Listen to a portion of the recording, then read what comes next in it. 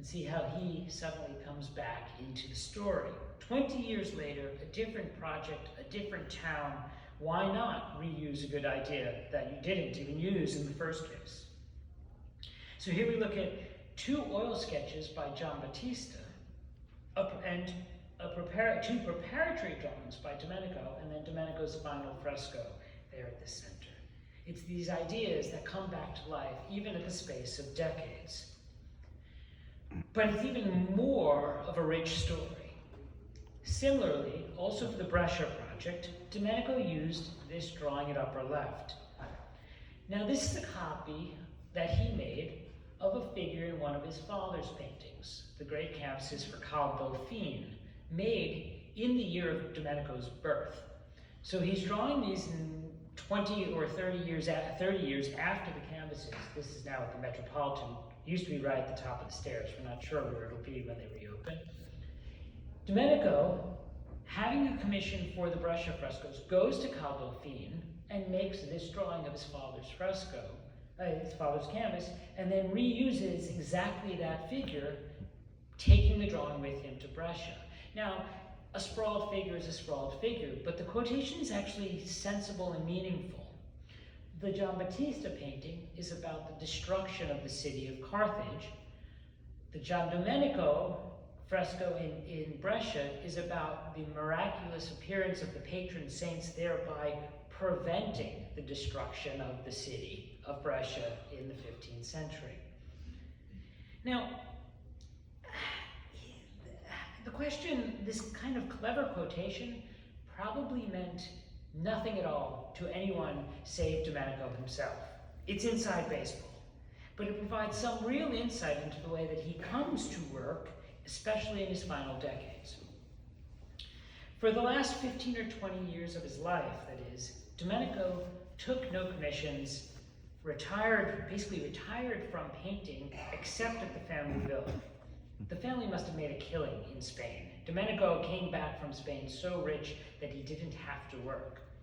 So he spends almost 2 decades at the end of his life at home in Venice and at the family's villa on the mainland, painting those great frescoes that are now at the top of the Carazzonico Museum of the Settecento in Venice. And while he's at the villa, Domenico just keeps drawing. Like his father, he seems to draw on at every free moment. And I think we have to imagine him there, in semi-retirement, surrounded by the family archive of drawings and sketches, firing off thousands of masterful sheets. Like his father, he liked drawing in series, repetitions on a theme. All of these drawings of putti and doves, for example. There's some sort of play he's making with the wings of the birds and the wings of the traditional putti seen in paintings. But then these are echoed in those frescoes that he paints for the family villa. And he made scores of drawings that play with themes that he and his father had initially explored long before. For instance, during his time in Spain, Domenico created a number of small canvases like these, scenes of contemporary life. The one at upper left is a Wrightsman picture at the Met. The one at lower right is here in the exhibition on loan from a private collection, clean since that photograph was taken. Now, incidentally, it seems to me utterly obvious that these works left behind in Spain are the direct inspiration for Goya's great youthful tapestry cartoons now at the Prado. There's something very close between Domenico and Goya, who must have interacted at some point during the Spanish period. But back home in Venice, in retirement, Domenico still thought about these paintings that he had left behind in Spain. One element of the decoration of the villa was a frieze showing dogs, clearly beloved to both father and son. The dogs are everywhere in Tiepolo paintings, usually telling you what you're supposed to think or how you're supposed to act. So Domenico begins drawing a series of studies like this one, dogs playing, often on this ledge. That was a representation of the cornice above which they were frescoed. And then, of course, someone who's so introspective of the whole process of drawing then remembers, oh wait, there was that little canvas with the charming dancing dogs, and so fires off a study like this one, not used in the family villa directly, but of the same moment and of the same scheme. This drawing is on the same paper as this one and has to be made in that retirement period when he's decorating the villa. But there's more, because in these same years, Domenico produced his great series of drawings of scenes of contemporary life, which includes this sheet. Now, it's delightful to have reunited these three studies, this painting and these two drawings upstairs in the show. And sure, dancing dogs are a particularly memorable, charming motif. But Domenico's play with the family history, his games of inside baseball, as I call it, go much deeper than this. So we have, for example, in the exhibition, this drawing, which is a study by Domenico of details from a painting that Giambattista made during the Würzburg years in the early 1750s. The painting shows the death of Hyacinth, who is killed by his lover, Apollo, inadvertently during an athletic contest. In antiquity, it's usually shown as a discus gone awry. By the 18th century, it's a deadly game of tennis.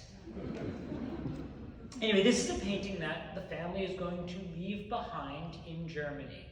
And just as Domenico made hundreds of drawings of the frescoes in Germany, so too, he made sheets like this one with motifs from the canvases.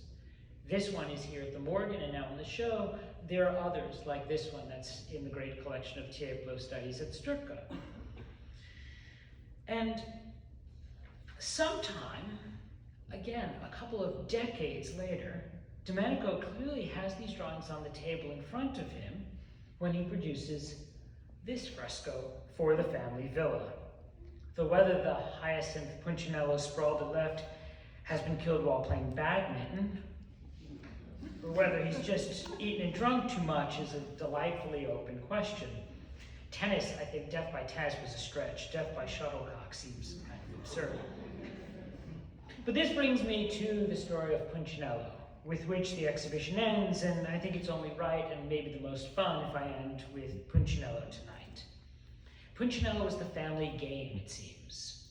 Giambattista had started it in the 1730s, when he takes the stock Commedia dell'arte figure Pulcinella, turned into English as Punch, or in the case of Tiepolo drawings, Punchinello, and Giambattista gives Punchinello a new life, a sort of expanded biography or mythology. He seems to have made some original, amused connection between the shape of Punchinello's hat in his standard Commedia dell'arte costume and the tall pot used to cook gnocchi in the Veneto. You put the gnocchi in, they drop to the bottom of the boiling water, and when they come back up, they're done. No one else had ever linked these two before, but Giambattista sees it and it's stuck. And so from there, he thought about the gluttonous excesses of Venerdì Gnoccolare, the Friday of gnocchi, a celebration that takes place in Verona on the final Friday of Carnival. And in these drawings and paintings, we see the clowns not only cooking gnocchi, but also suffering the effects of what's known as gnoccolonità, the result of overindulging in the feast. But then, Giambattista began to cast Punchinello in all sorts of other roles, human and otherwise. A scene of courtship, for example, at left, where there's a fun game of us wondering whether he's courting a fellow Pulcinella or whether it's a human woman. But then he also puts them in mythological, historical, and allegorical roles. So at right, we see Punchinello in the pose of a river god, surely the Nile, given the Sphinx and pyramid in the background. But where there would normally be a vase pouring out the waters of the river, now we have the gnocchi pot and a sea of pasta coming forth. Now, 30 years later, Domenico takes this idea even further. He paints the Punchinello figures, or the Punchinello frescoes in the family villa, but he also made Punchinello the subject of the final series of drawings he ever made. The 104 drawings that constituted a series which he gave the falsely naive title, Divertimenti per i ragazzi, Games for Kids. This was 104 drawings split up in 1920. Now, scattered in collections everywhere, 10 of them are in the show.